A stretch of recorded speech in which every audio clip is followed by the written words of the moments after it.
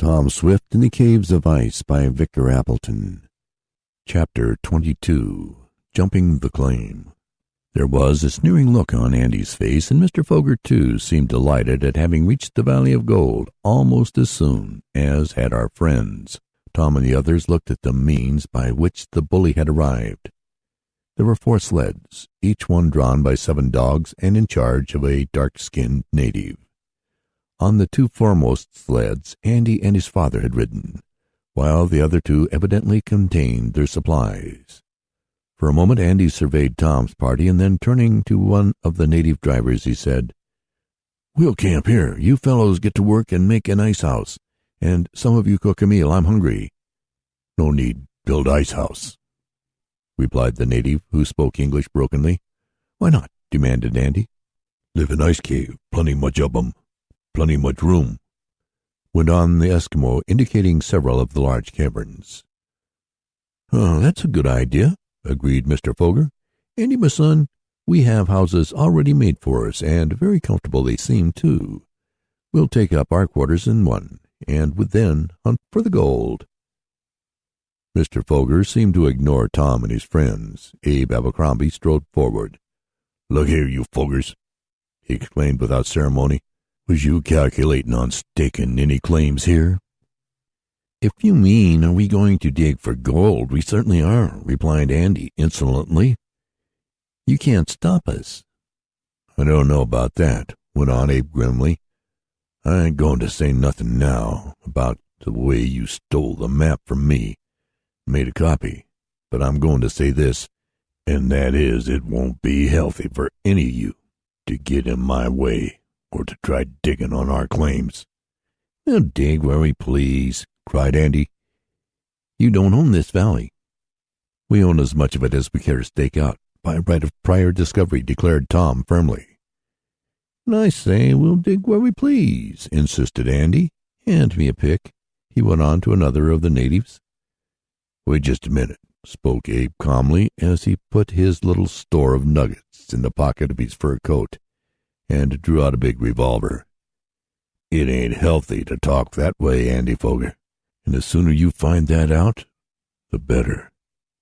You ain't in Shopton now, and the only law here is what we make for ourselves. Tom, maybe you'd better get out the rifles and your electric gun after all. It seems like we might have trouble." And Abe coolly looked to see if his weapon was loaded. "Oh, of course we didn't mean to usurp any of your rights, my dear friend," exclaimed Mr. Foger quickly, and he seemed nervous at the sight of the big revolver, while Andy hastily moved until he was behind the biggest of the sledge drivers. "We don't want to violate any of your rights," went on Mr. Foger. "But this valley is large, and do I understand that you claim all of it?" "We could if we wanted to," declared Abe stoutly, "but we'll be content with 3/4 of it, seeing as we was here first. If you folks want to dig for gold, go over there." And he pointed to a spot some distance away. "We'll dig where we please," cried Andy. "Oh, will you?" And there was an angry light in Abe's eyes. "I guess, Tom, you'd better get—" "No, no, my son is wrong. He is too hasty," interposed Mr. Foger. "We will go away, certainly we will. The valley is large enough for both of us, just as you say. Come, Andy." The bully seemed about to refuse, but a look at Abe's angry face and the sight of Mr. Damon coming from the cave where the airship was with a rifle, for the eccentric man had hastened to get his weapon. This sight calmed Andy down. Without further words, he and his father got back on their sleds and were soon being driven off to where a large ice cave loomed up about a mile away. "Good riddance," muttered the miner. "Now we can go on digging without being bothered by that little scamp." "I don't know about that," spoke Tom, shaking his head dubiously. "There's always trouble when Andy Foger's within a mile. I'm afraid we haven't seen the last of him." "He'd better not come around here again," declared Abe. "Queer how he should turn up just when I make a big strike." "They must have come all the way from where their airship was wrecked by means of dog sleds," observed Ned, and the others agreed with him. Later they learned that this was so, that after the accident to the Anthony, the crew had refused to proceed farther north and had gone back, but Mr. Foger had hired the natives with the dog teams, and by means of the copy of the map, and with what knowledge his Eskimos had reached the Valley of Gold. "We have certainly struck it rich," went on Abe as he went back to where he had dug the hole. "Now we'd better all begin prospecting here, for it looks like a big deposit. We'll stake out a large enough claim to take it all in. I guess Mr. Parker can do that, seeing as how he knows about such things." The scientist agreed to do this part of the work, it being understood that all the gold discovered would be shared equally after the expenses of the trip had been paid. Feverishly, Abe and the others began to dig. They did not come upon such a rich deposit as the miner had found, but there were enough nuggets picked up to prove that the expedition would be very successful. No more attention was paid to the Fogers, but through the telescope Tom could see that the bully and his father had made a camp in one of the ice caves, and that both were eagerly digging in the frozen surface of the valley. Before night, several $1,000s worth of gold had been taken out by our friends. It was stored in the airship, and then, after supper, the craft's searchlight was taken off and placed in such a position in front of the cave of ice that the beams would illuminate the claim staked out by Tom and the others.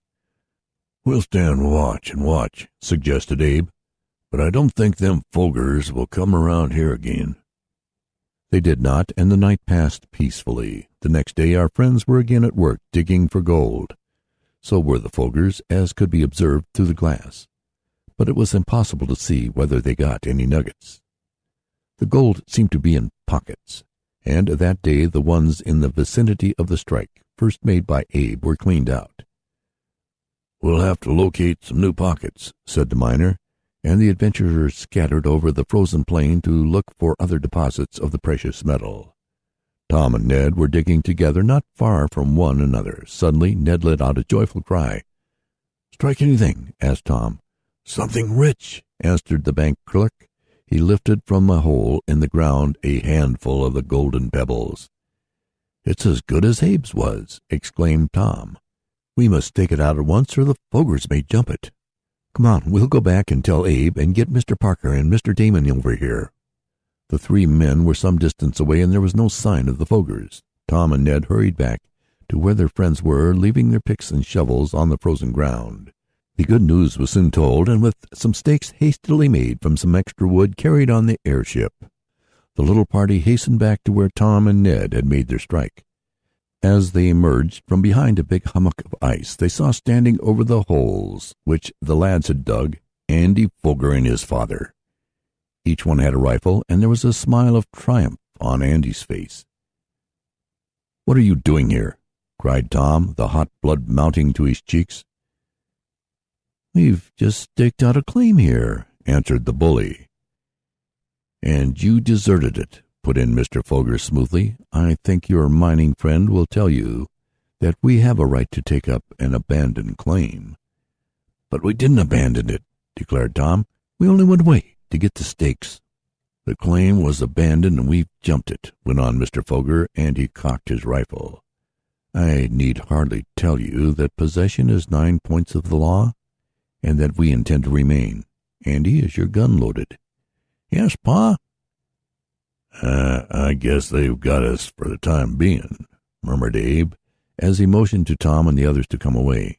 "Besides, they've got guns and we haven't. But wait," added the miner mysteriously, "I haven't played all my tricks yet." End of chapter 22.